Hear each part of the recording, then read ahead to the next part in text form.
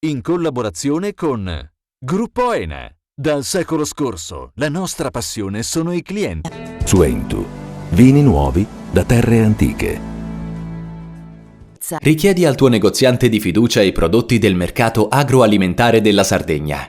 Con Remosa, l'energia green del futuro è di casa. Grafiche Ghiani, l'esperienza di una vita, l'innovazione più avanzata. SE Trand, settore ecologia, dal 1979 al servizio dell'ambiente in Sardegna.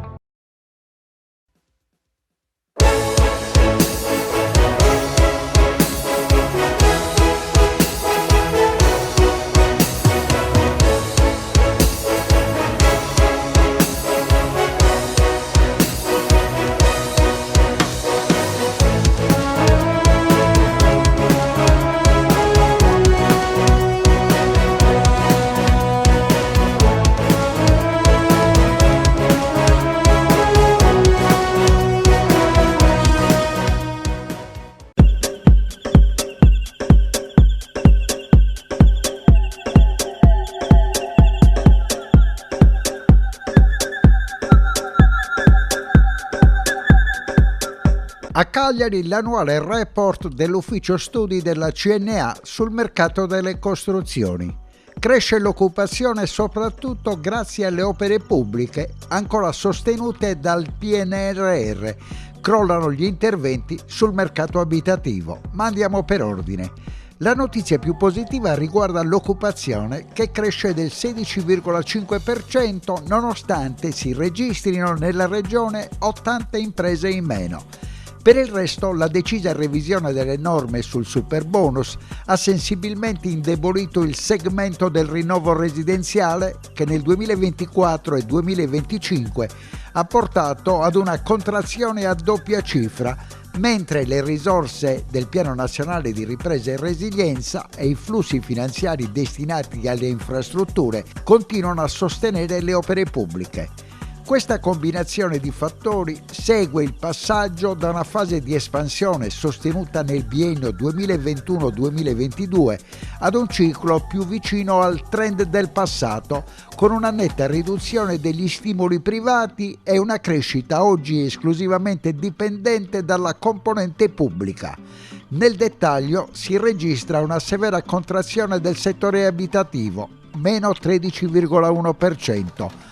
Mentre le opere pubbliche crescono del 20% e tengono a galla il settore delle costruzioni isolano. Ma attenzione, alle imprese sarde va solo il 17% del valore degli appalti superiore al €1.000.000 nell'ultimo quadriennio. Le previsioni per l'anno in corso vedono il mercato delle costruzioni regionali attestarsi su un valore di 7,4 miliardi per effetto di una contrazione che in termini reali è pari al 4,5%, con gli investimenti che si sono ridotti del 5,9%. A moderare l'entità del calo è la tenuta delle opere pubbliche e la manutenzione ordinaria più 1,2%, che attenuano gli effetti della caduta del residenziale, meno 11,4%, e del non residenziale, meno 3,7%. Apertura di trasmissione di rigore dedicato al report sul mercato delle costruzioni dell'ufficio studi della CNA. Notizie incoraggianti per quel che riguarda l'occupazione, nonostante sia diminuito il numero delle imprese attive, ma numeri scoraggianti per quel che riguarda il crollo del settore abitativo. Sì, il 2024 segna un'inversione di tendenza del mercato. Dopo la fase espansiva dell'ultimo triennio, a causa anche, come lei faceva riferimento, dell'assenza degli stimoli fiscali della fine del superbonus, abbiamo una contrazione significativa del settore abitativo che flette del 13,1%, insieme anche al non residenziale. Il volume d'affari è circa 7,8 miliardi, meno 1,5%, con gli investimenti che si contraggono del 2%. È una situazione, diciamo, generale che da un punto di vista della prospettiva riporta il mercato a livelli, chiamiamoli, ordinari rispetto a quelli eccezionali del triennio che abbiamo vissuto. In controtendenza rispetto a questa flessione, ma questo è un dato generale che riguarda anche il livello, diciamo, nazionale, la crescita dell'occupazione che si incrementa del 16,5%, e una condizione di stabilizzazione per quanto riguarda il sistema dell'offerta e delle imprese, meno 80 imprese nell'arco dell'anno, ma siamo in una condizione che è un po' analoga a quella del 2024. Un mercato che oggi si regge sulle opere pubbliche, su questo più 20% segnalato nel vostro report. Sì, venendo a mancare una delle gambe che sono state un po' i motori del mercato in questi anni, che è la parte appunto residenziale con gli stimoli fiscali a cui abbiamo fatto riferimento, è proprio il settore delle opere pubbliche e delle infrastrutture, più 20% nel 2024, che si è incaricato di mitigare questa contrazione che diversamente sarebbe stata ancora più significativa. Le stime per l'anno prossimo ci dicono che avremo un'ulteriore contrazione del volume d'affari, quindi il valore della produzione nell'ordine del 4,5%, quasi 6% degli investimenti, ma sono appunto le opere pubbliche. Abbiamo una parte significativa e considerevole di risorse che riguardano la fase conclusiva del PNRR che tengono a galla il mercato. Le opere pubbliche si attestano su un livello di spesa che è analogo a quello eccezionale del 2024. Ovviamente poi da un punto di vista della prospettiva molto dipenderà appunto dalle politiche di parte pubblica, che sono decisive, lo abbiamo visto in questi anni e lo saranno anche nei prossimi.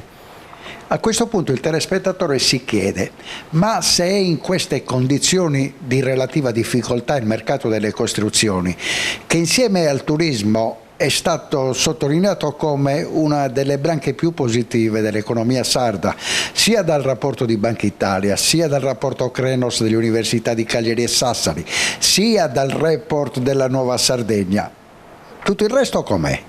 Ma il resto è in una condizione di oggettiva difficoltà, con la manifattura che ovviamente adesso avrà da scavallare una fase davvero complicata, che è quella di cui si parla al momento e che riguarda questa sorta di guerra commerciale. Da un punto di vista della prospettiva, come dire, vedremo, ma le avvisaglie sono assai preoccupanti, perché il livello dei dazi mette fuori gioco il sistema degli scambi a livello internazionale, e ancor di più anche quel po' di attività, chiamiamola così, manifatturiera, vocata e non solo, soprattutto per l'agroalimentare, vocata all'estero e al mercato nordamericano. E quindi ci auguriamo però che ovviamente il tutto rientri e il governo, la Commissione europea abbia modo ovviamente di trovare un punto di equilibrio che possa essere sostenibile e che dia modo e tempo anche per poter diversificare, perché non è un'operazione facile che può essere fatta dall'oggi al domani, quella ovviamente di cambiare i mercati di sbocco in tempi rapidi. Centrale sarà il capitale umano, la competenza, le competenze, l'offerta formativa. Nel rapporto sottolineiamo ancora una volta come per esempio gran parte delle imprese sarde è tagliata fuori dall'acquisizione dei lavori. Nell'ultimo quadriennio i lavori sopra 1 milione di euro sono stati per l'83% in termini di valore ad appannaggio delle imprese non isolane. Quindi la torta che noi acquisiamo in via diretta è intorno al 17%. Quindi il rischio è che anche questa fase espansiva che c'è stata di crescita molto forte del mercato, una volta che, come dire, svanisce e si torna ai livelli ordinari di spesa, ci consegnerà comunque un tessuto produttivo ancora debole, esposto ovviamente a competitor che si mangiano la fetta più grossa del mercato. Ecco, da questo punto di vista la politica, ma non solo la politica, anche il sistema di imprese è chiamato a una responsabilità, è chiamato a fare la sua parte. Chiusura dedicata a uno spazio che noi abbiamo dato nell'ultima puntata di Panorama Sardo su quello che l'assessore dell'artigianato ha definito il più grande impegno di spesa per il comparto mai registrato dalla Regione, 30 milioni di euro. Ovviamente il fatto che la Regione abbia destinato sia per l'annualità in corso che per quelle due successive un ammontare di 30 milioni per anno significa che c'è il riconoscimento che il settore dell'artigianato, se supportato con strumenti adeguati come l'agevolazione 949 a cui appunto lei faceva riferimento, è in grado ovviamente di utilizzare le risorse. Queste sono risorse utilizzate per gli investimenti, per migliorare la capacità competitiva delle imprese e hanno effetti straordinari in termini di ricadute occupazionali e di crescita del PIL, della ricchezza prodotta.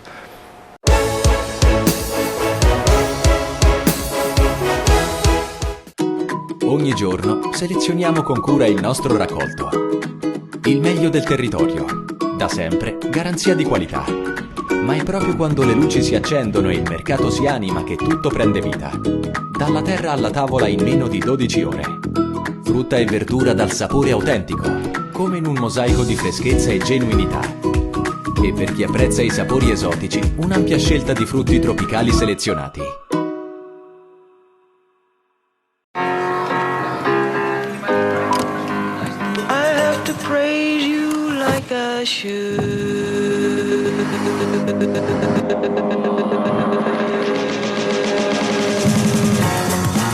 Yaris Cross Hybrid 130 cavalli. Ogni possibilità conta. Scegli il vero ibrido Toyota. Gruppo ENE. Dal secolo scorso, la nostra passione sono i clienti. Remosa, in attività in Sardegna dal 1955. Oggi è leader nazionale nello sviluppo del progetto Idrogeno Verde. Con Remosa, l'energia green del futuro è di casa. Difficile rapporto con le banche? Conta su CNA. CNA, l'associazione degli artigiani e delle imprese italiane.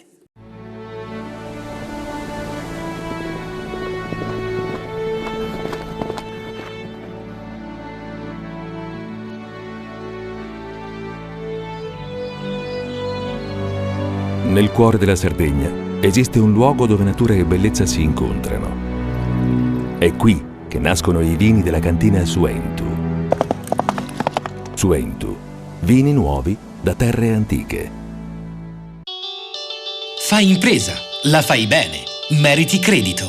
Le garanzie diventano importanti. Il fondo di garanzia agevola il tuo accesso al credito. Se una banca ti presta denaro, hai garanzia a prima richiesta. Se ottieni 100, la garanzia copre fino a 80. La maggior parte delle garanzie è gratis. Il dettaglio sul sito spheres.it. Siamo la più grande industria tipografica della Sardegna. Dall'81 stampiamo tutte le tirature, su tutti i supporti e con le tecnologie più avanzate del settore, garantendoti elevatissima qualità e la più totale dedizione e cura. Grafiche Ghiani, l'esperienza di una vita, l'innovazione più avanzata. Setrand, settore ecologia. Mettiamo a disposizione la nostra struttura organizzativa fornendo un valido supporto per la gestione dei rifiuti speciali pericolosi e non pericolosi. Grazie agli impianti innovativi ed al costante sviluppo tecnico recuperiamo oltre il 70% dei rifiuti da noi gestiti. Dal 1979 al servizio dell'ambiente in Sardegna.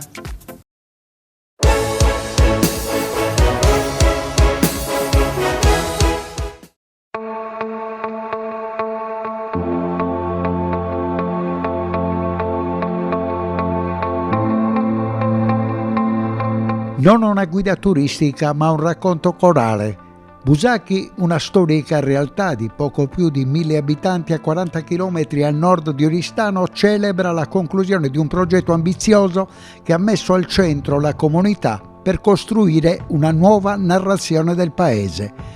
Un evento itinerante che ha segnato l'inizio ufficiale del percorso dei luoghi del cuore e della mappa di comunità, frutto di un anno di lavoro condiviso tra cittadini, amministrazione e il CEAS, il centro di educazione ambientale e alla sostenibilità del comune.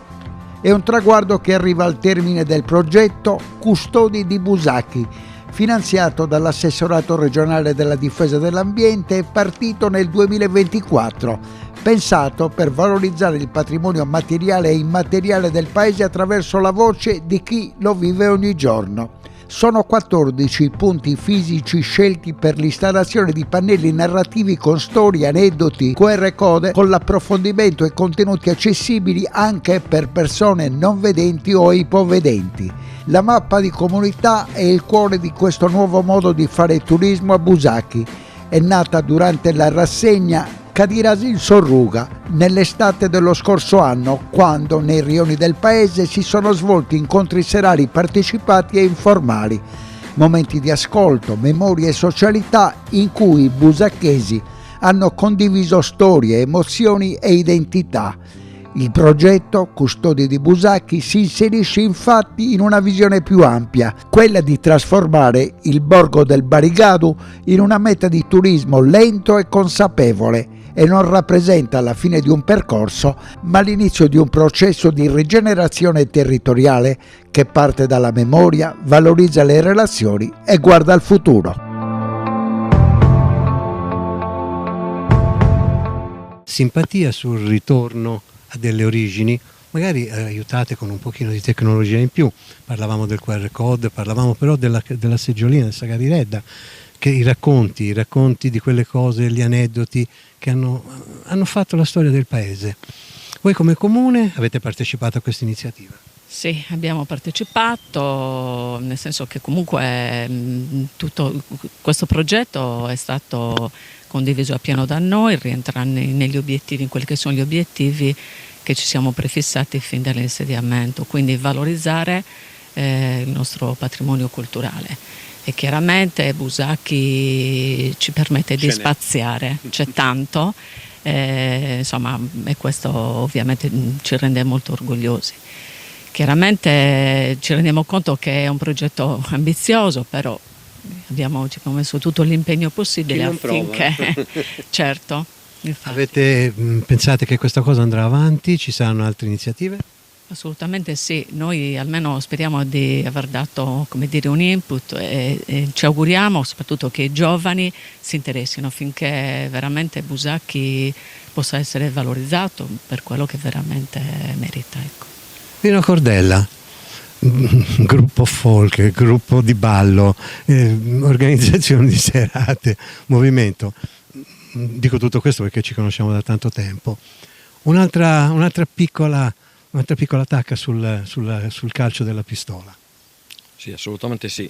Ci tenevamo in modo particolare,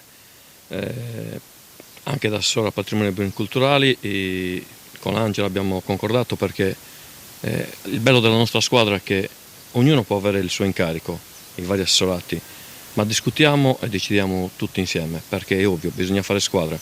Io mi auguro, così come stava dicendo Angela, che i giovani, ma non solo i giovani, anche le persone proprio che ci abitano, che capiscano la reale importanza che Busacchi ha e che può avere anche a livello turistico per tutto, così come dicevo prima, per i beni archeologici, architettonici, artigianali, per tutto quello che riusciamo, per il ballo, per il costume, perché comunque per la gastronomia, per tutto. Suzuku, Sosangelotto sono i piatti tipici del matrimonio, sono conosciuti in tutta la Sardegna, in modo particolare Suzuku. Quindi il nostro obiettivo è quello, così come diceva Angela, dare un input e fare in modo che non sia solo l'amministrazione a credere in questo, o l'associazione culturale che da un anno e mezzo ci sta seguendo e ci sta aiutando, che tutte le associazioni, ma che tutti i busacchesi scommettono su loro stessi, principalmente su loro stessi. Noi ci siamo, noi vogliamo dare un segnale che l'amministrazione c'è dietro qualsiasi altro progetto e quindi mi auguro che possono nascere cooperative turistiche, possono nascere qualsiasi tipo di società atta a fare in modo di ricevere il turista, accoglierlo e fargli apprezzare tutto quello che di buono e di bello abbiamo. Noi siamo una cooperativa, io sono Giovanna Cocco, sono la referente del Centro di Educazione Ambientale di Busacchi, faccio parte di una cooperativa in prevalenza femminile che si occupa proprio di rigenerazione di territori, partendo proprio dal valore che le persone rappresentano per questi piccoli luoghi. Quindi Busacchi aveva un grande valore per me, io sono cresciuta qua e sono cresciuta con la seggiolina fuori dalla porta e ho voluto ricreare questo perché tutto quello che so di Busacchi l'ho imparato nella seggiolina fuori dalla porta e volevo che questo modo di raccontare Busacchi secondo me è bellissimo e volevo che fosse questo il modo giusto per raccontare Busacchi a chiunque viene a visitarlo. Questi sono i ricordi che abbiamo raccolto durante gli incontri estivi del 2024, dell'estate 2024, e li abbiamo voluti mettere in questa mappa con tutti questi colori perché Busacchi e il suo bell'abito tradizionale hanno tutti questi colori, quindi noi l'abbiamo riportata così, colorata, perché Busacchi è un paese colorato, quindi l'abbiamo riportata così, si può vedere qui la mappa, ma nel paese sono dislocati nei punti che vediamo sulla mappa tutti i piccoli pannelli che raccontano le storie, le raccontano proprio come ci sono state raccontate a noi sulle piazze. Tralasciamo un attimino, ritorniamo indietro, molliamo le seggioline e parliamo di cose un po' più come si dice, un po' più avanti. Abbiamo parlato di un QR code che può permettere innanzitutto a chi lo riprende di poter andare a leggersi la storia, ma anche la possibilità di sentirsela narrare per i non vedenti. Sì, verranno installati i QR code su ogni pannello. Il pannello non l'abbiamo voluto far leggere a una voce artificiale, ma a una voce di una raccontatrice, quindi tutti i pannelli vengono raccontati, se si inquadra il QR code quindi si potrà accedere a uno spazio web dove ci sono proprio i racconti narrati. Non solo, in alcune tappe della mappa ci sono delle ceramiche tattili, i pannelli possono essere quindi toccati e ascoltati, quindi questo è un upgrade, diciamo, di quello che abbiamo chiamato totem, ma io preferisco chiamarlo pannello dei luoghi del cuore e dei racconti del cuore. Questo progetto perché si vuole cercare di coinvolgere, si coinvolge chi dovrà partecipare, si coinvolge chi ha lavorato perché questo progetto venisse esposto, chi vorrà continuare a collaborare venendo, portando persone, tutto quanto. Tu invece ti chiami Elisa? Elisa Deiana, la mia azienda si chiama Ideame e ho fatto le illustrazioni che ci sono in tutti i pannelli nel paese e anche la mappa. Da dove ti è venuto? Cioè, dove sei andata a parare? La cosa bella è che in questo caso stiamo parlando di una mappa che è sì una mappa geografica, però racconta le memorie di Busacchi, quindi dai contenuti che sono stati scritti ovviamente dal CEAS, insomma da tutti coloro che hanno partecipato, sono riuscita a tirare fuori delle linee che molto semplicemente raccontano il paese e le memorie delle persone. Sei contenta? Molto, molto, perché è anche emozionante vederli. Sì. In realtà questi testi li hanno scritti le persone di Busacchi, perché proprio la definizione di mappa di comunità dice che deve essere fatta dalle persone presenti. Penso che qualche verbo, qualche virgola l'avrete aggiunta. Qualcosina l'abbiamo sistemata, abbiamo cercato di trovare una versione che fosse accettata da tutti, perché comunque in una comunità può anche capitare che magari qualcuno si ricordi un particolare, qualcuno si ricordi un altro, e quindi tutti insieme durante gli eventi di Cadira Sorruga abbiamo cercato di trovare una visione comune di quella che è la tradizione, un po' unendo fonti orali e un po' unendo fonti scritte, e alla fine abbiamo ottenuto delle storie che in qualche modo sono di tutti i busacchesi e quindi per me scritte da loro. Per te scritte da loro, giustamente qualche intervento ci sarà stato. Finisce qui il progetto, almeno in quello che sono i vostri lavori? È un progetto che si può ampliare, che si può modificare. Come vede qua c'è la parte in cui verrà inserito il QR code, ci sarà un sito contenitore che permetterà di aumentare i dati, la fruizione presente all'interno di questo progetto, per cui per esempio se i busacchesi vorranno inserire un'altra storia, inserire un altro racconto, potranno semplicemente appunto caricarlo su questo sito contenitore che racchiuderà tutte le informazioni che saranno fruibili davvero per tutti, perché avranno anche le registrazioni, come ha detto la mia collega, e quindi diciamo che è un inizio.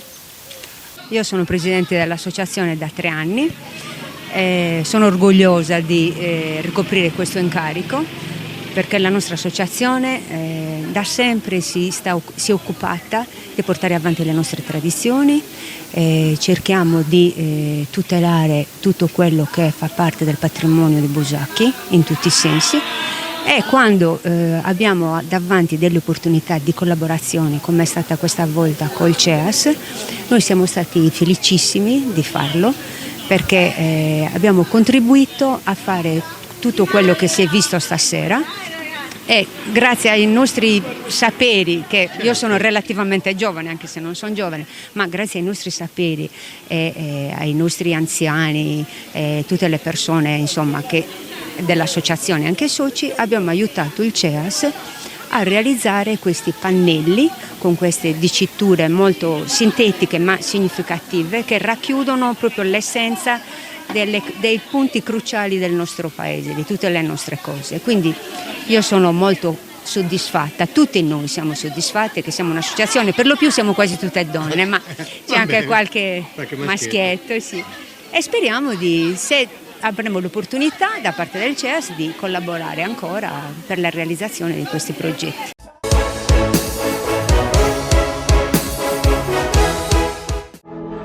Nessuno vive i propri sogni come te. Nessuno affronta la strada così, anche quando una strada non c'è.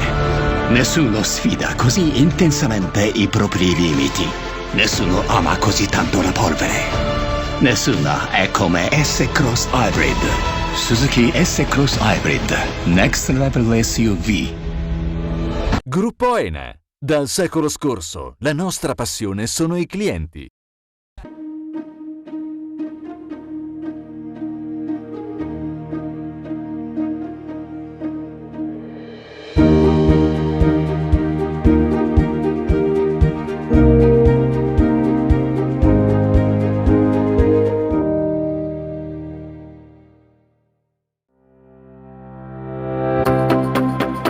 Remosa, in attività in Sardegna dal 1955.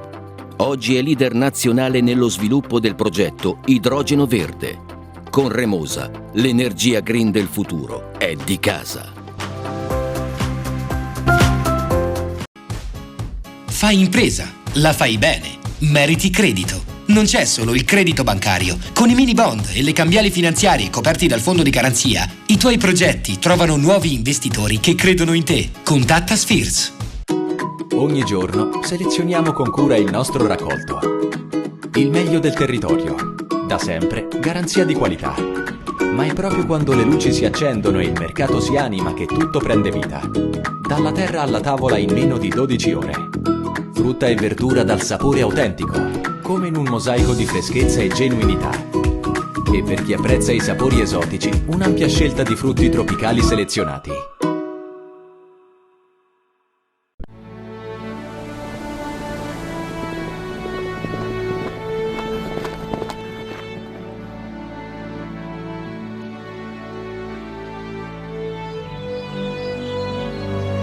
Nel cuore della Sardegna esiste un luogo dove natura e bellezza si incontrano.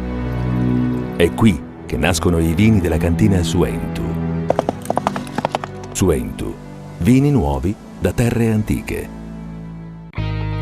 Meno scartoffie e più efficienza? Conta su CNA. CNA, l'associazione degli artigiani e delle imprese italiane. Setrand, settore ecologia.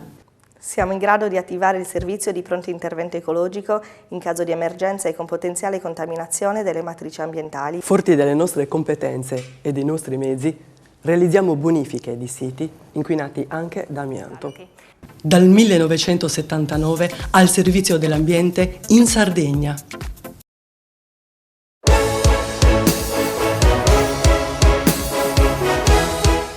La rete regionale INFEAS, acronimo di Informazione, Formazione, Educazione alla Sostenibilità dell'Assessorato della Difesa dell'Ambiente, ha presentato uno spot con effetti speciali che aiutano a immaginare e a costruire un futuro dell'isola più sostenibile, facendo leva su linguaggi nuovi, immediati e accessibili. Il messaggio audiovisivo scritto e diretto dal regista cagliaritano Andrea Garau è disponibile online sui canali istituzionali della regione e sarà diffuso attraverso i principali canali digitali. Un'aula, una classe attenta e un maestro d'eccezione come Simone Cocco, che nell'incontro con gli studenti rappresenta un elemento di grande valore. Coco è infatti un professionista affermato nel panorama internazionale, ha messo il proprio talento e la propria sensibilità al servizio della sua terra d'origine, testimoniando quanto sia possibile coniugare il successo personale con un forte senso di appartenenza e di responsabilità collettiva.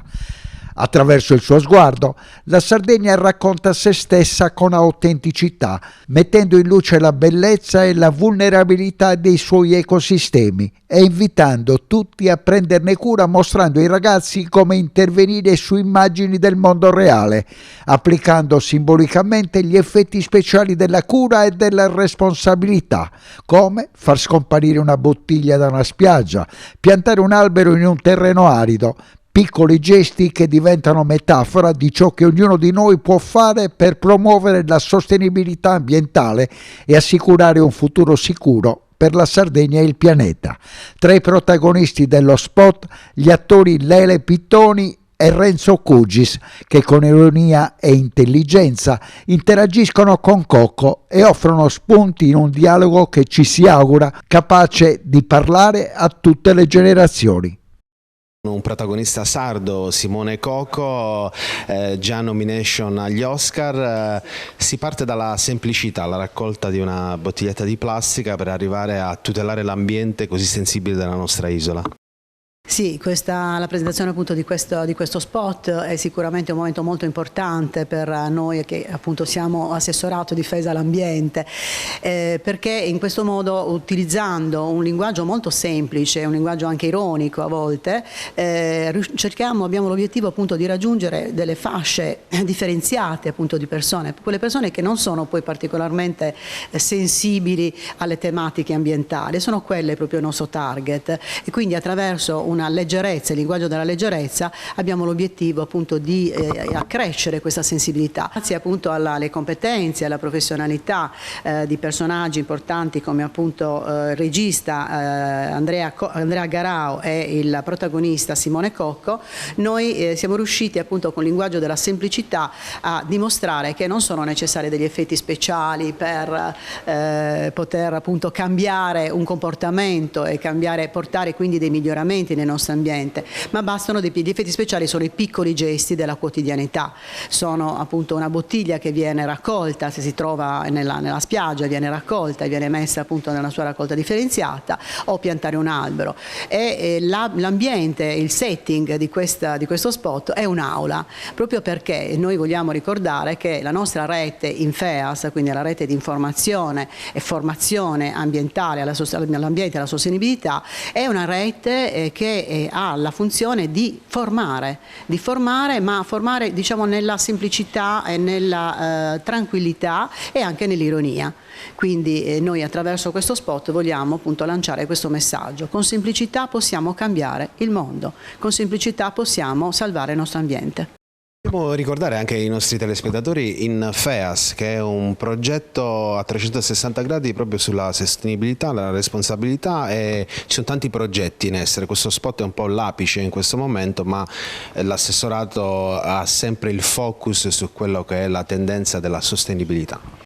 Sì, proprio perché crediamo che sostenibilità, che poi significa tutelare le nostre risorse per garantire che le risorse rimangano nel tempo, no? Perché vengano conservate e lasciate ai nostri posti. Questo non si fa da soli, cioè non è un'azione che si può ottenere appunto con l'azione del singolo, di una sola persona o di un assessorato da solo, ma si deve creare una rete. Ecco perché parliamo di rete Infeas, una rete che è costituita da nodi, come tutte le reti, quindi abbiamo un coordinamento regionale nella sede dei nostri uffici, del nostro ufficio, abbiamo i nodi proprio della rete Infeas che sono a livello provinciale, e noi abbiamo come regione il compito degli indirizzi, il compito quindi della programmazione, dei finanziamenti, e poi i nodi appunto provinciali che hanno il compito di coordinare quelli che sono veramente i soggetti che agiscono poi nel territorio, che sono appunto i CEAS, che sono i veri e propri terminali finali, io dico le nostre braccia operative, sono i cittadini, sono i comuni prima di tutto, perché ogni CEAS naturalmente si riferisce, fa capo a un comune, attualmente abbiamo circa 60 CEAS, e il nostro obiettivo di queste campagne, diciamo, di comunicazione è proprio quello di far crescere questa rete, far crescere il più possibile, quindi più CEAS noi avremo, più cittadini sensibili, più cittadini educati al rispetto dell'ambiente avremo naturalmente nel nostro territorio, nella nostra regione. Tra i progetti importantissimi che abbiamo appena finanziato ricordo quello della lotta alla fast fashion. La fast fashion quindi veramente, cioè la moda usa e getta, la moda usa e getta che è diventata ormai è una consuetudine, a volte anche una necessità, perché di fatto si compra perché costa poco, ma il danno che viene creato a livello ambientale da questo settore con queste azioni è veramente enorme, e per questo io dico è possibile comunque arrivare a risparmiare attraverso il riuso. Quindi quello che noi diciamo, combattiamo la fast fashion, ma abbiamo anche la possibilità di riusare quindi i nostri abiti e i nostri oggetti. Per questo motivo abbiamo anche finanziato i centri del riuso, dove noi possiamo portare, tutti i cittadini possono portare i vari oggetti che non usano più, funzionanti, che possono essere abiti, o possono essere elettrodomestici o tanti altri. Tutto quello che noi possiamo, sono delle categorie di oggetti che possiamo portare, e poi il soggetto che poi non può comprare magari quel determinato prodotto può andare lì e utilizzarlo e prenderlo gratuitamente. Che effetto fa aver diretto, essere il regista, in questo caso dopo insomma il tuo percorso professionale molto ampio, ma essere effetti speciali, un po' il gioco di parole con Simone Cocco? È stato un enorme piacere, anche perché Simone Cocco ha prestato immediatamente la sua disponibilità. Immaginate che lui era impegnato negli Stati Uniti, ha preso un volo per tornare a Londra e da Londra venire direttamente in Sardegna per prestare la sua voce a questo progetto, alla nostra isola e diremo anche al pianeta, perché è un messaggio che si rivolge alla Sardegna ma valica ai confini dell'isola e si rivolge appunto al pianeta. È stato quindi un enorme piacere professionale, anche perché diciamo che ruota tutto attorno a un concetto che è quello appunto degli effetti speciali, e sappiamo che gli effetti speciali servono nella produzione, in una post-produzione, a migliorare, perfezionare, a crescere l'impatto dell'immagine, e così però lo spot racconta come non esiste più una post-produzione, nel senso che ormai non esiste più un post, ed è per questo che lo spot riprende due tra gli slogan più importanti, ovvero il dopo quando, ovvero il momento di agire, non c'è un dopo in cui procrastinare. Nel cinema si dice molto spesso lo sistemiamo in post, ma ora il post non c'è più. E l'altro slogan importante, che è ora, che è appunto uno degli slogan di Infeas, e dal connubio di questi due slogan è nato questo messaggio che abbiamo voluto lanciare, di cui sono onorato di aver partecipato, la voce di Simone Cocco che diciamo l'ha raccontata al mondo. Un prima e dopo, mi permetto di dire anche un durante. Ci sono due attori molto noti che con ilarità e con ironia sono al primo banco, ma risultano anche, avendo visto lo spot, risultano anche un po' secchioni, diciamo così, con una classe dietro. Quindi soprattutto la sensibilità arriva dai più giovani, dalle scuole, da quello che è il veicolo culturale che deve essere fondamentale per salvaguardare il nostro territorio. E quindi in questo caso uno spot, un filmato, un cortometraggio serve soprattutto serve ad essere veicolato sui canali giusti, soprattutto quelli social. Assolutamente, abbiamo scelto la metafora spaziale della classe proprio perché uno degli obiettivi di Infeas è quello di educare alla sostenibilità. I due allievi, Renzo Cugis e Lele Pittoni, che sono due personaggi travolgenti ed eccezionali, ci siamo rivolti a loro sia per lo spot sia anche per il podcast di Infeas Un Bell'Ambiente, che loro stanno continuando a condurre. Le puntate escono piano piano e potremmo dire di loro due che sicuramente li abbiamo messi al primo banco, ma per carattere diciamo sono due proprio da ultimo banco e quindi grazie anche alla loro voce, alla loro energia, come sostiene appunto l'assessore, abbiamo cercato di veicolare un messaggio di profonda importanza, cercando di puntare appunto sull'ironia e la leggerezza.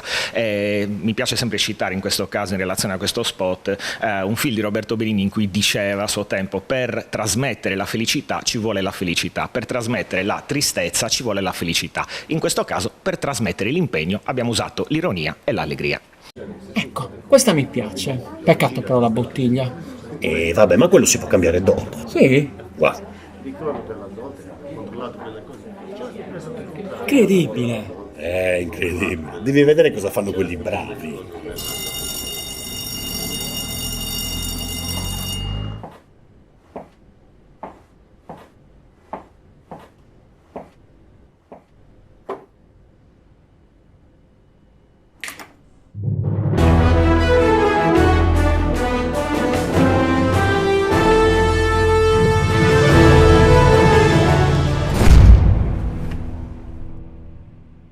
Effetti speciali. Come eliminare elementi da un'inquadratura.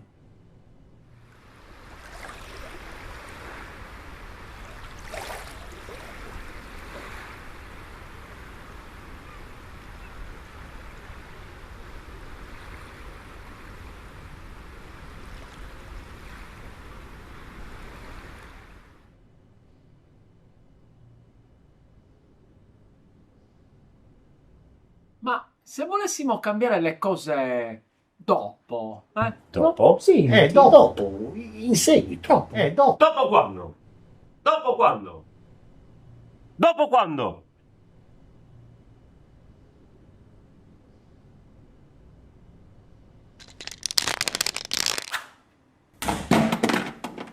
Ora! Tutto chiaro?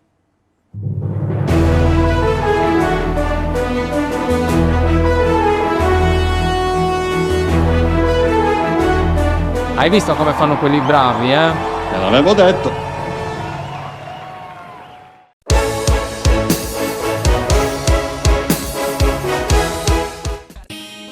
Siamo la più grande industria tipografica della Sardegna. Dall'81 stampiamo tutte le tirature, su tutti i supporti e con le tecnologie più avanzate del settore, garantendoti elevatissima qualità e la più totale dedizione e cura. Grafiche Ghiani, l'esperienza di una vita, l'innovazione più avanzata.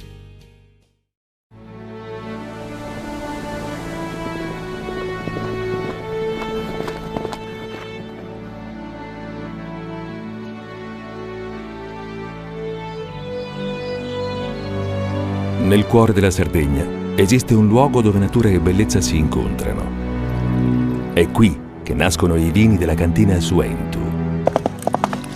Suentu, vini nuovi da terre antiche. Nessuno lotta per la tua impresa? Conta su CNA. CNA, l'associazione degli artigiani e delle imprese italiane. Remosa, in attività in Sardegna dal 1955. Oggi è leader nazionale nello sviluppo del progetto Idrogeno Verde. Con Remosa, l'energia green del futuro è di casa. Fai impresa, la fai bene, meriti credito. Le garanzie diventano importanti. Il fondo di garanzia agevola il tuo accesso al credito. Se una banca ti presta denaro, hai garanzia a prima richiesta. Se ottieni 100, la garanzia copre fino a 80. La maggior parte delle garanzie è gratis. I dettagli sul sito sfirso.it.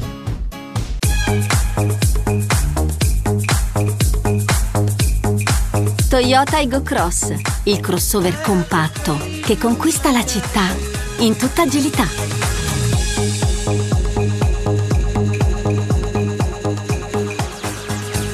Resta connesso al tuo stile con Toyota Aygo Cross. Gruppo ENE. Dal secolo scorso, la nostra passione sono i clienti. Ogni giorno selezioniamo con cura il nostro raccolto. Il meglio del territorio. Da sempre, garanzia di qualità. Ma è proprio quando le luci si accendono e il mercato si anima che tutto prende vita. Dalla terra alla tavola in meno di 12 ore.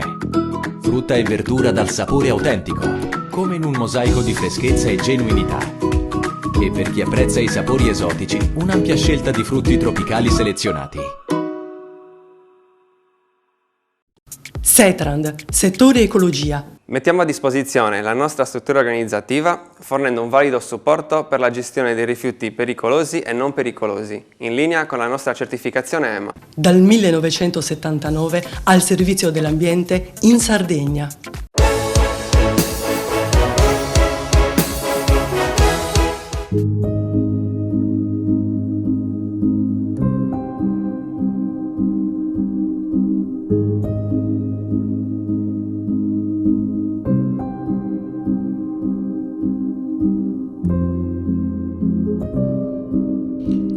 I primi 142 anni di attività con le insegne di Caffè Genovese e dalla fine degli anni 90 del secolo scorso Antico Caffè di Cagliari. Complessivamente sono volati e oggi celebrati i primi 170 anni di attività con un evento pubblico nella storica sede di Piazza Costituzione di fronte al Bastione Saint-Rémy, inaugurato 47 anni dopo nel 1902. Il locale, che è stato riconosciuto come storico dal Ministero dei Beni Culturali, ha voluto ripercorrere il proprio legame con il capoluogo dell'isola con una cerimonia a cui hanno preso parte esponenti istituzionali, cittadini e ospiti. Durante l'iniziativa intitolata 170 anni di storia cagliaritana è stata scoperta una targa commemorativa e presentato in anteprima un cocktail celebrativo ideato per l'occasione. Ai presenti è stata distribuita una cartolina in edizione limitata con la ricetta del drink e la firma dei titolari. La serata è proseguita con un concerto, il taglio della torta e momenti di intrattenimento.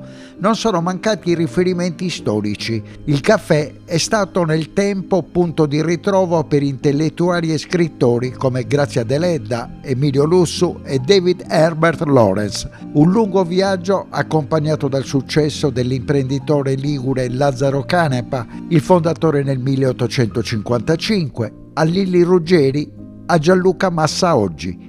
Nel corso del tempo il caffè è stato l'abituale salotto di politici, giornalisti, scrittori, viaggiatori e abitué della città vecchia. Alcune fotografie dell'epoca lo mostrano già alla fine dell'Ottocento come luogo animato da carrozze, cappelli a cilindro e conversazioni sul mondo che cambiava.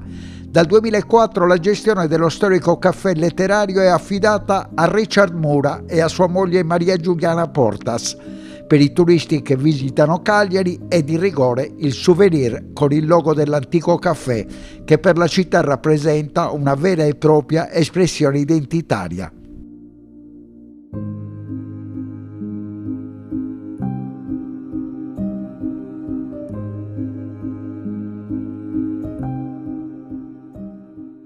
Agosto, siamo ai 170 anni della struttura dell'Antico Caffè. Lei ha fatto una presentazione meravigliosa.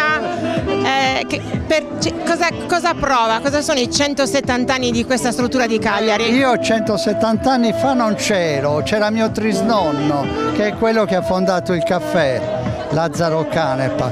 Io però sono nato qui in questa palazzina, proprio nato materialmente, e ci ho vissuto con la famiglia, eredi di questo fondatore.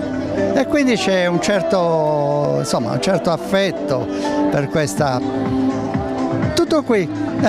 L'augurio più grande che può fare a Richard, Giulia e tutta la grande famiglia dell'Antico Caffè. Devo dire che Richard e Giulia stanno andando benissimo con la loro professionalità e hanno riportato un sacco di giovani qui all'Antico Caffè, secondo una tradizione. Veramente sono le persone giuste al posto giusto. Il suo ricordo più bello? Di che cosa? Di questa struttura. Il mio ricordo più bello è quando ero piccolo, perché ero piccolo e io giocavo qui al Caffè Genovese praticamente. Gianluca Mazza della famiglia Ruggeri, che ha la storia di questa struttura, ex genovese, Antico Caffè adesso gestito da tanti anni da Richard Mura e sua moglie Giulia. Prima tuo zio Lilli Ruggeri ti ha nominato nella sua intervista e ha detto sei stato comunque anche tu molto importante in questo passaggio. Fuori onda hai detto io non sono più giovanissimo, hai detto i giovani sono veramente giovani, però che cosa provi per questo momento di questi 170 anni di questa struttura e di questa festa adesso? Sono contentissimo perché stiamo parlando di un locale storico che ha compiuto quest'anno 170 anni. Noi siamo una parte di questa storia perché siamo entrati come famiglia Ruggeri Mazza, perché io sono figlio di Maria Luisa Ruggeri ma sono Mazza, e come Sardegna Hotel siamo entrati a farne parte di questa storia nel 1992, dapprima con l'acquisto, poi dopo la ristrutturazione completa del locale l'abbiamo riavviato nel 1998 e l'abbiamo gestito io in prima persona con la fiducia e la collaborazione della mia famiglia per una decina d'anni. Ha avuto un successo strepitoso sin dall'inizio e sono contentissimo perché abbiamo passato il testimone a Richard che ha mantenuto il livello alto, forse l'ha anche alzato. Quindi sono contento, insomma.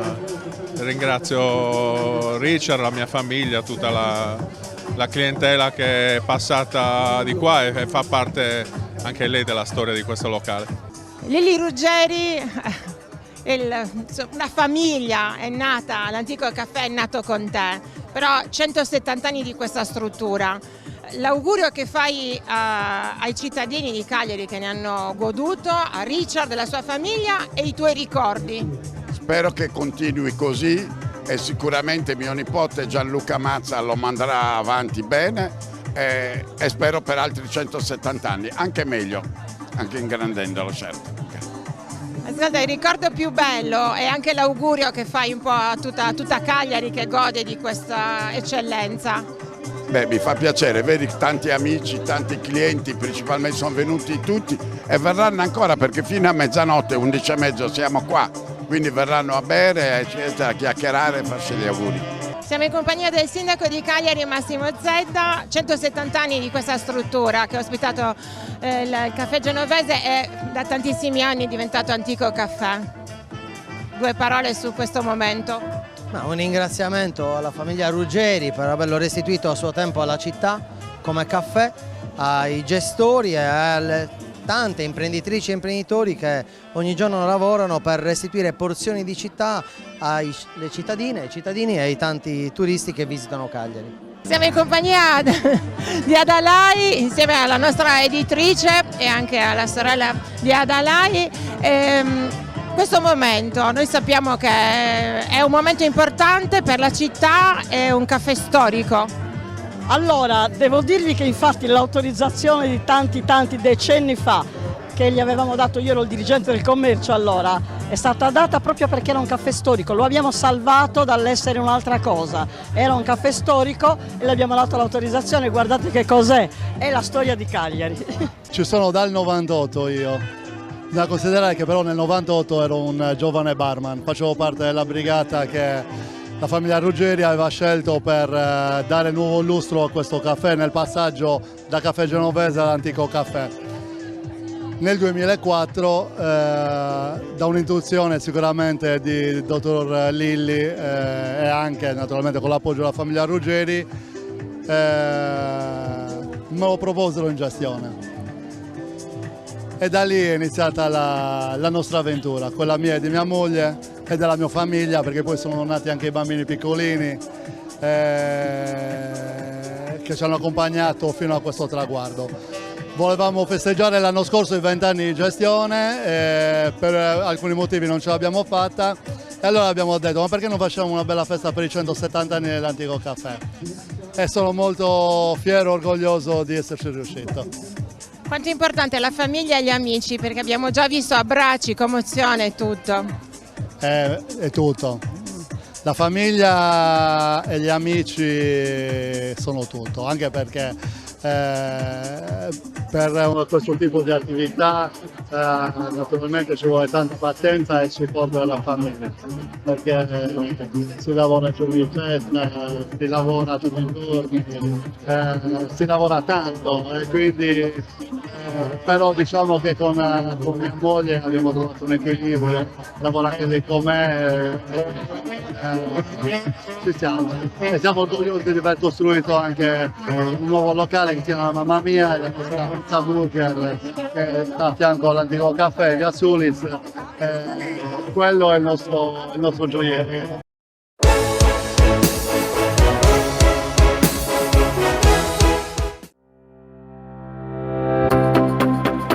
Remosa, in attività in Sardegna dal 1955. Oggi è leader nazionale nello sviluppo del progetto Idrogeno Verde. Con Remosa, l'energia green del futuro è di casa. Ogni giorno selezioniamo con cura il nostro raccolto. Il meglio del territorio, da sempre garanzia di qualità. Ma è proprio quando le luci si accendono e il mercato si anima che tutto prende vita. Dalla terra alla tavola in meno di 12 ore. Frutta e verdura dal sapore autentico, come in un mosaico di freschezza e genuinità. E per chi apprezza i sapori esotici, un'ampia scelta di frutti tropicali selezionati. Accendi nuova Swift Hybrid. Cedi alle tentazioni.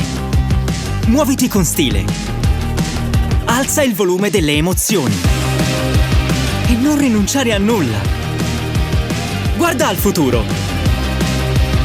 E non fermarti mai. Nuova Suzuki Swift Hybrid. Gruppo Ene. Dal secolo scorso, la nostra passione sono i clienti. Siamo la più grande industria tipografica della Sardegna. Dall'81 stampiamo tutte le tirature, su tutti i supporti e con le tecnologie più avanzate del settore, garantendoti elevatissima qualità e la più totale dedizione e cura. Grafiche Ghiani, l'esperienza di una vita, l'innovazione più avanzata.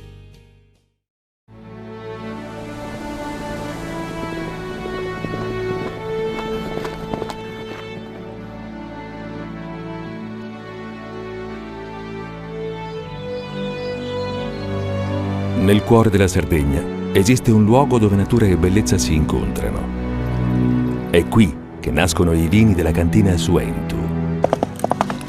Suentu, vini nuovi da terre antiche. CNA, l'associazione degli artigiani e delle imprese italiane.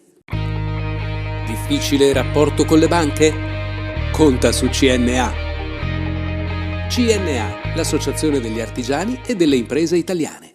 Fai impresa, la fai bene, meriti credito. Le garanzie diventano importanti. Il fondo di garanzia agevola il tuo accesso al credito. Se una banca ti presta denaro, hai garanzia a prima richiesta. Se ottieni 100, la garanzia copre fino a 80. La maggior parte delle garanzie è gratis. I dettagli sul sito sfirso.it.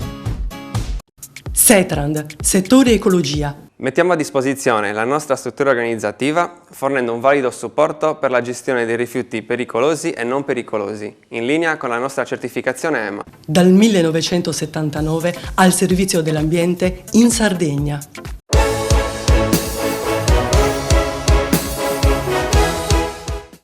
La dottrina sociale della Chiesa offre un quadro di riferimento per affrontare il fenomeno migratorio, sottolineando l'importanza dell'accoglienza, della solidarietà e della promozione della dignità umana per tutti, migranti inclusi. Essa invita a superare le barriere e a costruire società più giuste e inclusive, riconoscendo i diritti fondamentali dei migranti e promuovendo la loro integrazione nel rispetto delle leggi e delle culture locali. Sul tema il Movimento Cristiano Lavoratori ha organizzato a Oristano un convegno sottolineando i principi chiave di una dottrina concepita dalla Chiesa nel 2004 per regolare i flussi migratori secondo criteri di equità e di equilibrio, sottolineando gli aspetti teologici e politici a confronto. Si parla di cristianità, si parla di Chiesa e si parla di politica. La stessa domanda che sto facendo a tutti quanti: come si può combinare queste due cose? Perché uno vede la parte spirituale, la parte della bontà di spirito, di potere, gli altri parlano invece di qualcosa che è così, se così dà fastidio, così non dà fastidio, questi sono i pro e questi sono i contro.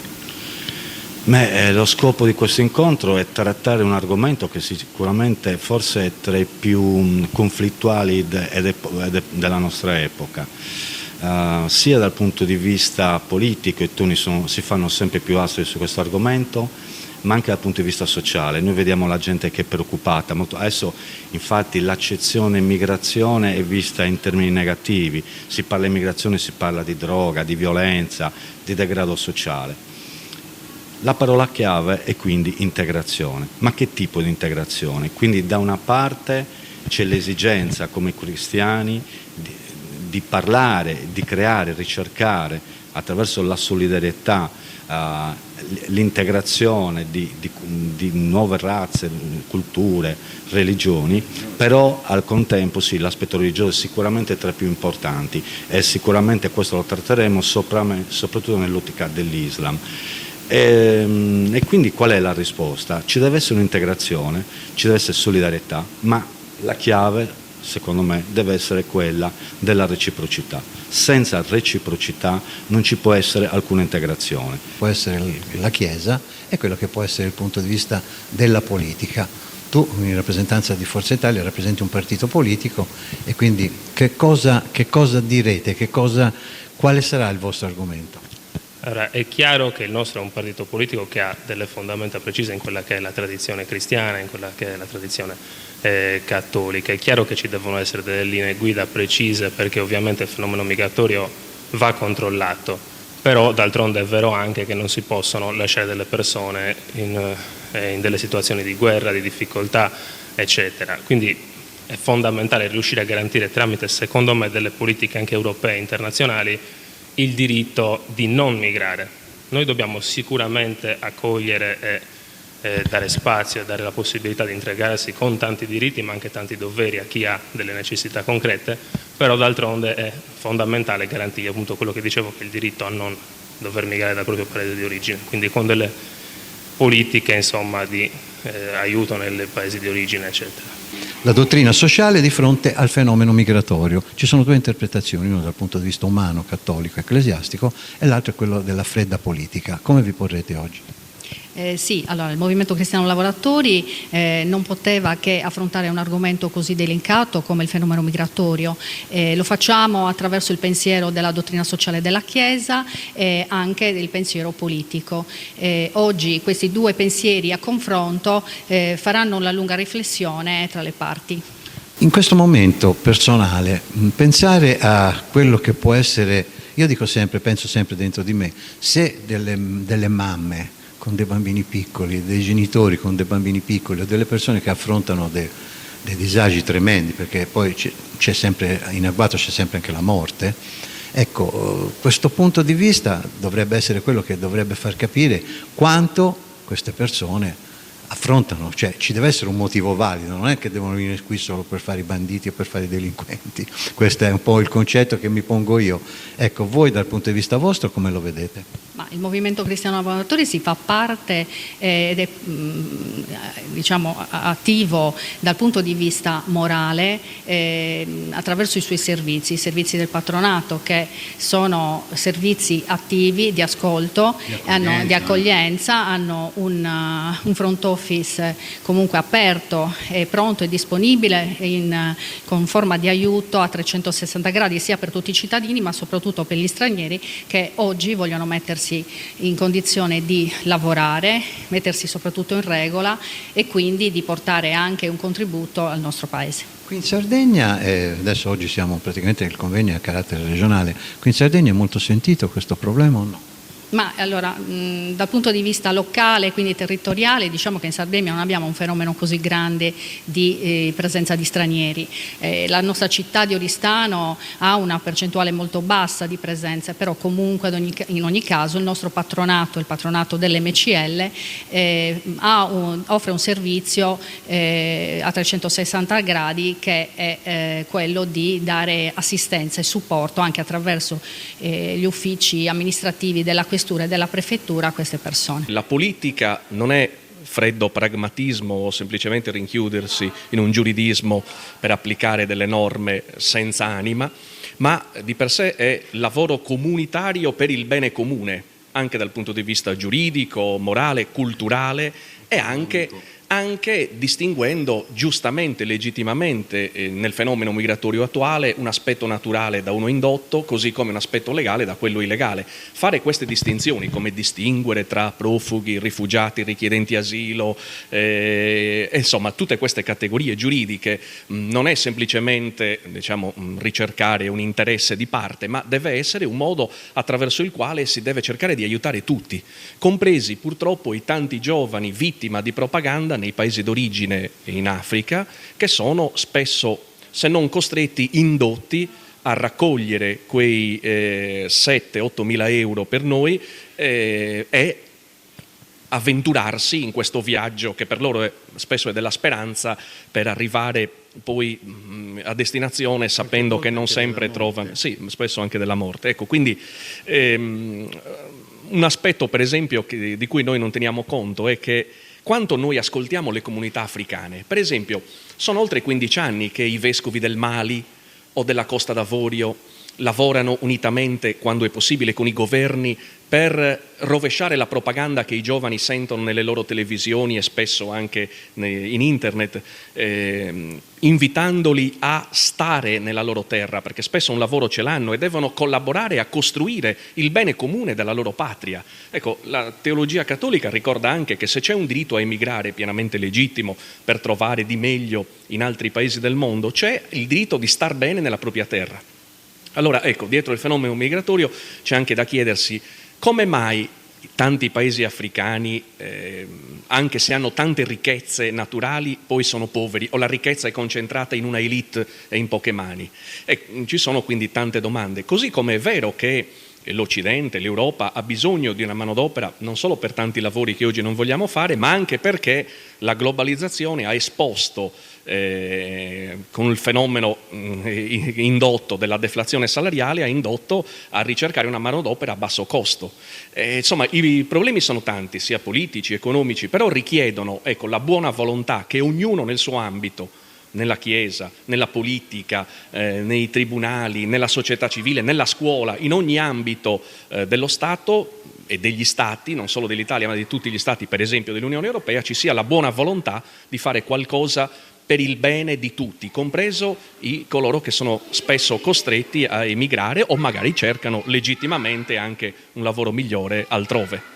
La domanda che mi pongo, mi metto sempre dalla parte di chi ascolta, cioè di una persona, delle persone che vivono con dei sentimenti ma non è che hanno delle profonde conoscenze di carattere specifico, culturale, economico, giuridico. Si parla sempre della possibilità che queste persone che vengono, anche se in Italia, vista la denatalità, c'è bisogno anche di manodopera, spesso e volentieri ci sono dei lavori che non si vogliono fare perché sono poco pagati, perché sono poco retribuiti, perché chiedono molto. Oggi si parla di nella Costa Smeralda una retribuzione di 3.000 euro, vitto e alloggio, aperti solo la sera come cameriere, come aiuto cuoco, e non c'è nessuno che vuole venire a lavorare.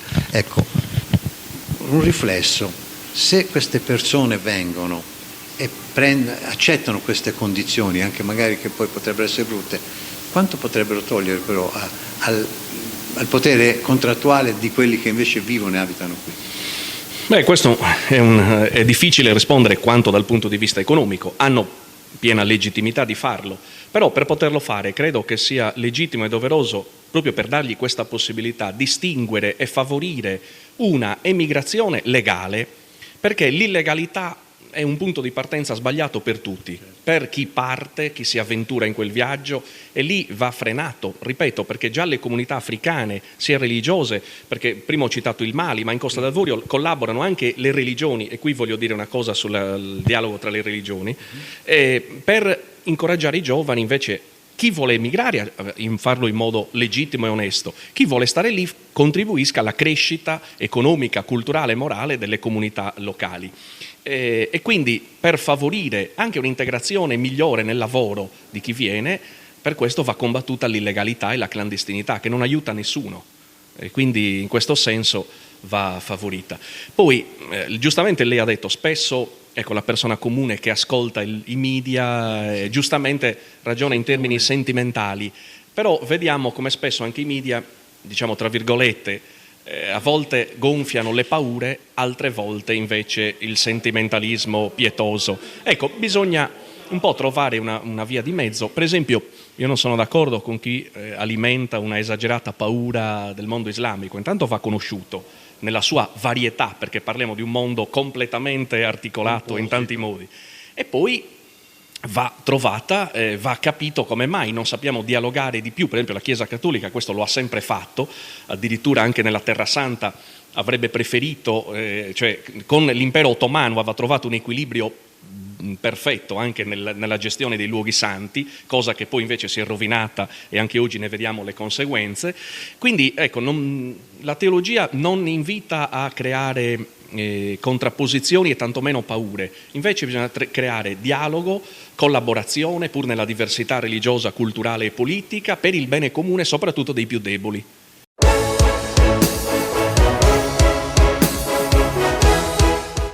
We've come a long, long way together, through the hard times and the good. I have to celebrate you, baby. I have to praise you like I should. You're so rare, you're so fine. I'm so glad that you're mine.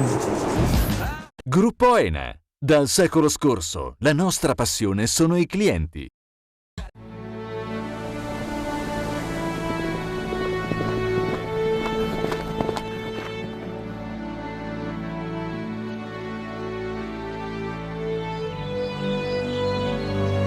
Nel cuore della Sardegna esiste un luogo dove natura e bellezza si incontrano. È qui che nascono i vini della cantina Suentu.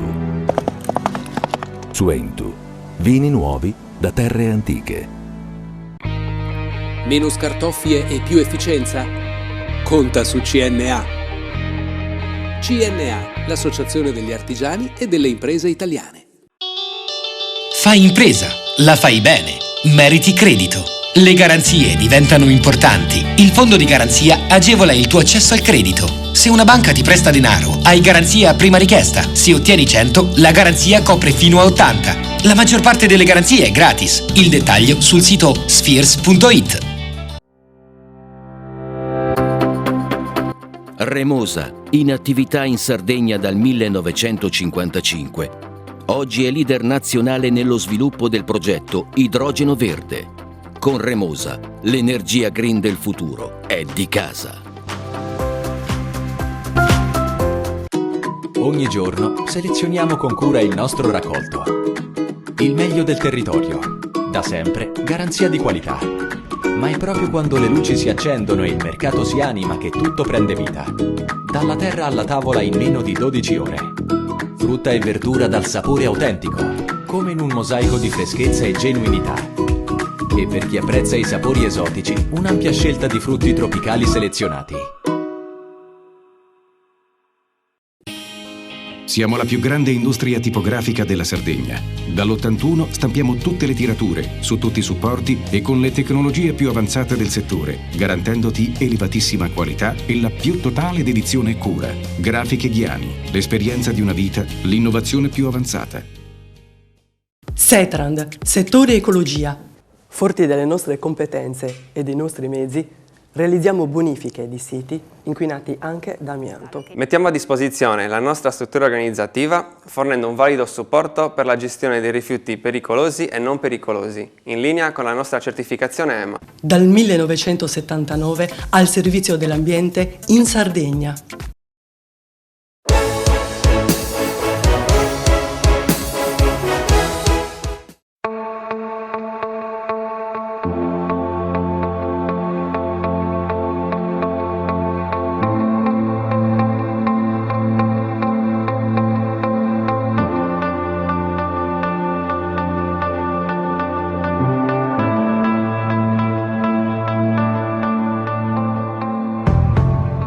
Abitare i libri, abitare i luoghi, abitare il dio femminile italiano, il club Jane Austen diretto da Giuditta Sireus. Oggi le attività del circolo spengono le prime 10 candeline e attraverso i protagonisti servirsi del libro per capire il mondo, raccontarlo, abitarlo e trasfigurarlo, offrendo ai lettori, nei 250 anni dalla nascita di Jane Austen, una direzione poetica dell'esistenza tra passato, presente e futuro. Incontri, dibattiti, presentazioni e laboratori sono gli appuntamenti di una divulgazione diffusa e interstagionale. In questa edizione speciale del festival non mancherà uno sguardo particolare per i 250 anni dalla nascita di una delle autrici più amate e immortali della letteratura mondiale, Jane Austen. Con il suo stile inconfondibile e la sua penetrante analisi dell'animo umano, Austen ci ha insegnato come i libri possano diventare dimore accoglienti, capaci di rispecchiare i luoghi e i tempi che li generano e allo stesso tempo trascenderli. Appuntamento tra i più attesi della stagione è quello con Alessia Gazzola, regina del palinsesto Rai, con le serie di grande successo di pubblico e autrice da oltre 2 milioni di copie con l'esordio della saga dell'Allieva, a cui fanno seguito altri clamorosi successi del genere di cui è capostipite, il Crimedi. Abbiamo creato uno spazio fisico e virtuale affinché le donne si sentissero in un luogo protetto, dove potersi sentire bene, dove poter ripristinare quella sorellanza che spesso manca, e quindi il dialogo e l'incontro, l'ascolto e quindi il reciproco aiuto e lo scambio che diventa umano e culturale. La sua attività ormai procede da tantissimo tempo. Che tipo di direzione sta prendendo la letteratura sarda in questo primo quarto di secolo? Cosa dice il circolo letterario Jane Austen? Dice che soprattutto qua in Sardegna abbiamo un trend molto positivo, dove anche la presenza di numerosi festival letterari ci dice che abbiamo fame di questi momenti di intrattenimento culturale, di arricchimento. Quindi i libri diventano davvero il centro propulsore di condivisione, di comunità, di anche promozione dei territori. Per esempio il nostro festival quest'anno ha proprio un tema che è abitare i luoghi, abitare il tempo, abitare i libri, e questo si sta proprio verificando. Molto spesso i lavori legati al management culturale, con lei è una grande manager culturale titolata in continuo aggiornamento, è anche molto premiata nel suo settore. Perché questi lavori continuano ad essere visti come volontariati, molto spesso come hobby quasi, e remunerati poco, remunerati male, a volte per niente? Come creare mentalità, Giuditta? Serve seminare, serve tanta consapevolezza, perché hai detto una parola chiave, volontariato. Sino a ieri in pratica questi incarichi, questi ruoli sono stati ricoperti da persone di buona volontà, con magari grande cultura, però oggi ci stiamo aggiornando. La mia figura è una figura ibrida che davvero tocca diverse sfaccettature di questo mondo, perché non è necessario solo avere la conoscenza, quindi magari una laurea, un titolo, ma avere anche tutte quelle caratteristiche e peculiarità proprio manageriali, cioè il controllo del budget, la progettazione, aspetti che a tutto tondo toccano molte cose, e ancora oggi stentiamo a riconoscere queste figure perché non c'è neanche a livello accademico un percorso che curi questa consapevolezza, questo riconoscimento. Forse è presto per dirlo, però una delle attività, degli eventi di maggior successo del circolo letterario Jane Austen è i Decembri letterari. Che consuntivo si può fare di questi primi 6 mesi del 2025 da un punto di vista culturale, secondo lei? Un crescendo che in questi 10 anni ci sta dando tante soddisfazioni. Il Dicembre letterario dura 12 mesi l'anno, e quindi dai laboratori di lettura molto partecipati che ci stanno davvero dando un segno di quanto i lettori abbiamo bisogno di incontro, sino alle presentazioni con un pubblico numerosissimo. Ma a noi non interessa solo il numero, interessa che chi viene davvero faccia una scelta consapevole, e questo può avvenire solo se continuiamo e proseguiamo la missione, io ma anche tutti i miei colleghi. Cristina Caboni, il nostro grande vessillo dei 4 muri nel mondo, un'autrice tradotta in tutto il mondo e di grande successo. Siamo in pieno effetto Jane Austen in questi 250 anni dalla sua nascita. Le chiedo se, secondo lei, stiamo navigando la stereotipia o esiste veramente una letteratura di genere, una letteratura di mano femminile che si distingua da quella maschile? Ma in realtà, più che distinguersi per essere femminile o maschile, tocca temi che sono profondamente umani, tocca delle particolarità di quelle che insomma fanno parte dell'esistenza, e lo fanno da diversi secoli, e noi continuiamo a subire il fascino di queste vicende, di queste avventure, ma soprattutto di quegli accadimenti dove l'anima è al primo posto, come i sentimenti. Secondo lei cosa manca alla Sardegna per essere protagonista del dibattito culturale? Che potenzialità avrebbe che noi non riusciamo ancora a sfruttare totalmente? Ma io lo vedo solo nella questione dei trasporti. Noi non abbiamo non ci manca la forza, non ci manca la voglia, abbiamo tanti scrittori, abbiamo tanti bei festival, dovremmo essere semplicemente un po' più collegati e magari avere un po' più di attenzione da parte delle istituzioni. Questo non sarebbe male, più coinvolgimento. Siamo nel 2025, quest'estate, facciamo questo piccolo gioco. Consigliamo un libro per l'estate. Le chiedo questo: che libro uscito nel 2025 avrebbe voluto scrivere lei? Allora, nel 2025 avrei voluto scrivere io. Probabilmente il libro che noi oggi andremo a vedere, cioè quello di Alessia Gazzola. In realtà quello che Alessia Gazzola ha fatto è spingersi oltre un semplice romanzo. Lei ha riportato l'attenzione su quanto la scrittura che tocca le tematiche più importanti, come per esempio la ricerca, come per esempio l'avventura, è vista con grazia, con ironia. Ecco, penso che quello sia una cosa che mi sarebbe piaciuto scrivere. Sì, ecco. Siamo con Alessia Gazzola, reduce dal grandissimo successo della inarrestabile e irresistibile Costanza Macalè su Rai 1, che fa seguito al successo di Alice Levi dell'Allieva. Benvenuta in Sardegna. La nostra Sardegna è una terra dai silenzi ancestrali, però paradossalmente dai numerosissimi scrittori. Se si fa un calcolo dell'incidenza degli scrittori sulla densità demografica, viene un calcolo qualcosa come uno scrittore ogni 3.000 abitanti, ciò significa più di uno scrittore per paese.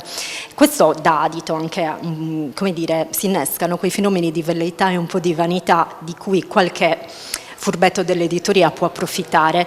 Le chiedo se c'è qualche consiglio che può dare ai nostri scrittori che ci seguono. Insomma, lei è mai incappata in dei furbi delle agenzie letterarie, scuole di scrittura sedicenti che poi in realtà dove si commentano poco più che le serie televisive? Le è capitata questa disavventura? Può darci dei consigli? No, la mia parabola è stata in verità molto fortunata. Io mi sono rivolta subito a un'agenzia letteraria accreditata, che però in realtà mi aveva respinta. Però io non mi sono, come dire, abbattuta, ho continuato a lavorare su quello che all'epoca era il manoscritto dell'Allieva. E poi ho trovato invece un'altra agenzia che ha molto creduto in realtà nel personaggio e in me come scrittrice, e quindi poi in realtà la mia parabola è stata fortunata perché poi nelle sue mani sono arrivata a Longanesi e al successo dell'Allieva. Quindi il mio consiglio sicuramente è di selezionare bene i professionisti e al contempo però appunto in base alla mia parabola posso dire di non abbattersi. E poi di comunque sognare in grande, quindi in un certo senso prefiggersi anche degli obiettivi alti e magari non accontentarsi insomma di, come posso dire, di formule di pubblicazione che poi alla fine non servono a niente se non a vendere le copie ai parenti. Ecco. Esattamente, quindi insomma si scoprono delle belle voci, però non affidiamoci ai fa da te. Lei è un medico legale. Quindi credo non le sia sfuggito il grandissimo hype che ruota attorno alle storie di crime, soprattutto ultimamente, insomma, che danno la stura all'apertura di numerosissimi canali YouTube o di TikToker che descrivono nel minimo particolare anche i delitti più efferati, con un seguito grandissimo anche di giovanissimi. Ecco, lei ha inventato uno stile proprio nel donare poesia, inventando il crime, quindi a metà tra il crime e la commedia, per ridare verità alle vittime, così come recita Alice Levi, che immaginiamo parli anche per Alessia Gazzola. Ma sì, diciamo Alice non è un personaggio autobiografico, però senz'altro alcune riflessioni e sensazioni nei riguardi della morte, dell'esperienza di lavoro con la morte, di quotidianità, ecco, perché poi diventa una routine, te ne fai in qualche modo una ragione, però ovviamente è una routine pesantina. E senz'altro queste riflessioni sono le mie, le ho affidate a lei e anche ad altri personaggi all'interno del libro, non c'è un totale rispecchiamento Alessia-Alice, per cui alla fine io a volte sono sparsa, altre cose a volte le ho fatte dire anche ad altri personaggi, non necessariamente da Alice, però tutto quanto il mondo della medicina legale chiaramente attinge al mio vissuto e io in realtà ho sempre cercato di non portare per esempio la cronaca, no, all'interno dei miei libri, non mi sono mai ispirata a fatti che insomma sono stati sulle pagine di giornali, insomma ho sempre cercato di dividere bene fiction dalla cronaca, no? Anche perché poi il mio mondo è un mondo, come giustamente sottolineavi anche tu, molto di commedia, no? Quindi in un certo senso mi sarebbe sembrato di mancare di rispetto ispirandomi a un fatto realmente accaduto, quindi io cerco sempre di separare e scindere le cose, anche per quanto riguarda l'attività che io facevo all'epoca di medicina legale non ho mai portato dei casi da me osservati. Anzi, lei innesta anche degli intarsi del passato remoto, pensiamo ad Edilino da Romano o anche i vari intarsi nella Lieva o addirittura alle atmosfere da Bridgerton di Miss V, adorabili. Quindi le chiedo questo, lei rimane una delle ormai poche scrittrici pure da milioni di copie, perché ormai le librerie sono come dire, abitate da libri di tiktoker, influencer, insomma il firmacopie nutre tantissimo l'editoria, invece il suo percorso richiama un pochino quello della nostra Maria Venturi, no? Spinta da Italo Calvino. Ecco, c'è stata una persona così come fu per Maria Venturi, che poi dalle sue scritture vennero tratte le più grandi serie televisive degli anni 90. C'è stata per lei una figura come Italo Calvino per Maria Venturi? Ma sa, così su due piedi non mi viene in mente. Sicuramente il mio percorso è stato pieno e popolato da persone che hanno creduto in me, e a partire, ripeto, dall'agenzia letteraria che ho avuto agli inizi, poi dall'altra agenzia che è subentrata, dal mio editore, senz'altro, dai produttori che hanno creduto in una trasposizione, no, del mio mondo, dai libri alla TV e al cinema, come sta succedendo anche con Non è la fine del mondo. Quindi senz'altro il mio cammino, nel mio cammino ho incontrato tante persone che hanno creduto in me, però ecco, un paragone così ficcante non sono in grado di offrirlo e di riproporlo. Alessia, per chiudere, lei è una cugina siciliana, che analogia trova con la Sardegna, tra Sicilia e Sardegna?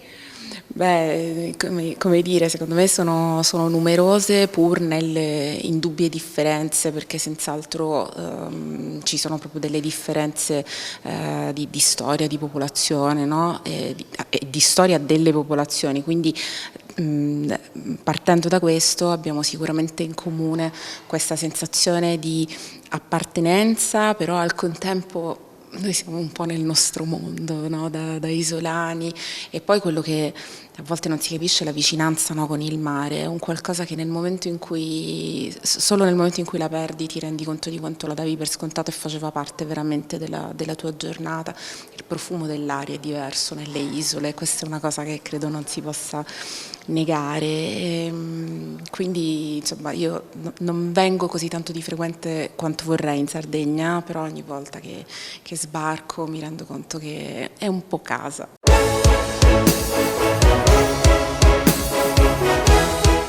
E siamo in chiusura di trasmissione. Questa quarta puntata di Panorama Sardo speciale estate si conclude con una riunione che è stata organizzata nel fine settimana per cercare di riorganizzarsi dopo le clamorose dimissioni di Alberto Bertolotti da Confcommercio Sud Sardegna. Che aria tira, Frongia? Ma diciamo che queste dimissioni arrivano sicuramente per un senso di responsabilità del nostro Presidente, che chiaramente hanno sancito la fine di un periodo, ma comunque eravamo vicino al periodo delle elezioni, quindi comunque il bello delle associazioni è anche il turnover, è anche la possibilità del cambio della macchina organizzativa e anche del management, quindi quello che noi stiamo facendo adesso è presentare un nuovo gruppo che vuole guidare il Confcommercio su Sardegna. L'aria che tira è quella chiaramente prima delle elezioni, c'è sicuramente da parte di un gruppo molto forte le idee molto chiare di quello che deve essere il Confcommercio su Sardegna e quello che rappresenta il nostro comparto del commercio, dei servizi e del turismo, ma che anche d'altra parte sancisce sicuramente il bello di questi organismi, che c'è la possibilità veramente di continuare un lavoro, di avere un punto di rottura, oppure anche di immaginare quello che deve essere poi il futuro delle nostre aziende e della rappresentanza sindacale. Gli obiettivi sono quelli di giungere a una soluzione, a un nuovo presidente entro la fine di agosto, più probabilmente all'inizio di settembre.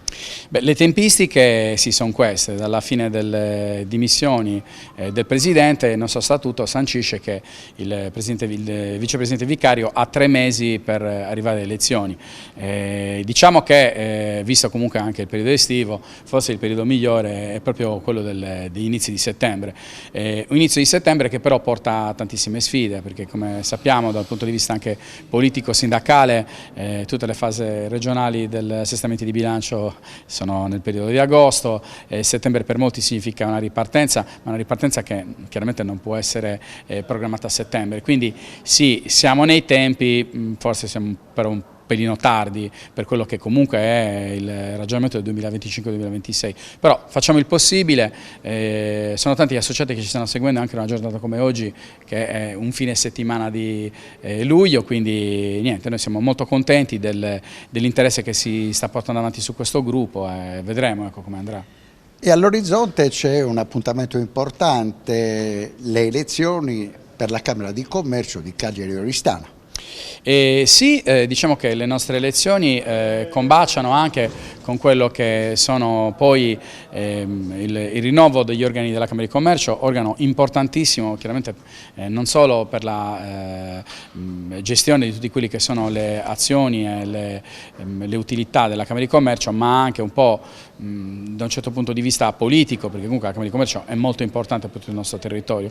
Confcommercio su Sardegna chiaramente sarà presente chiaramente in rapporto ai propri numeri. Oggi parlare di Confcommercio su Sardegna e di parlare di Camera di Commercio forse è un po' prematuro. E siamo davvero alle conclusioni della trasmissione. Marco Mainas, cosa prevede il vostro programma che avete presentato nel fine settimana?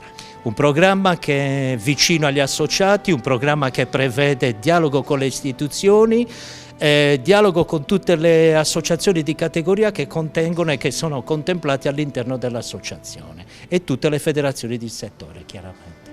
Il tuo collega Frongia si è complimentato con il presidente Bertolotti per aver fatto la scelta che ha fatto un mese fa. Beh sì, è doveroso fare dei complimenti. Io dico andiamo avanti, vediamo un attimino, sicuramente sarebbero dovute fare delle scelte un attimino più, diciamo, determinanti sul fatto di dover andare poi al rinnovo e andare a elezioni. Ha fatto la scelta di dimettersi prima di dover convocare le elezioni, sarebbe stata un'ottima scelta fare il tutto nel convocare le elezioni e poi eventualmente dimettersi. Però è chiaro che i complimenti vanno sempre e comunque ai past president in ogni caso. Conclusioni, io approfitto della presenza di Marco che ha una posizione autorevole nel settore immobiliare. Per quel che riguarda la sua organizzazione è vicepresidente nazionale di FIMA, della Federazione Italiana Agenti e Mediatori Professionisti. Una curiosità, abbiamo presentato ad inizio trasmissione il report di CNA sul mercato delle costruzioni. L'unico settore che ha mantenuto le posizioni è il vostro, quello delle compravendite. Beh, le compravendite ne parlavamo stamattina proprio con degli altri tuoi colleghi, addirittura abbiamo esaminato, abbiamo visto che anche Cagliari ha espresso dei valori positivi anche in termini di valutazioni immobiliari, quindi quello significa che il mercato cagliaritano, il mercato comunque della provincia cagliaritana è abbastanza vivace e non solo, ha addirittura avuto degli incrementi in termini di valutazioni di prezzo.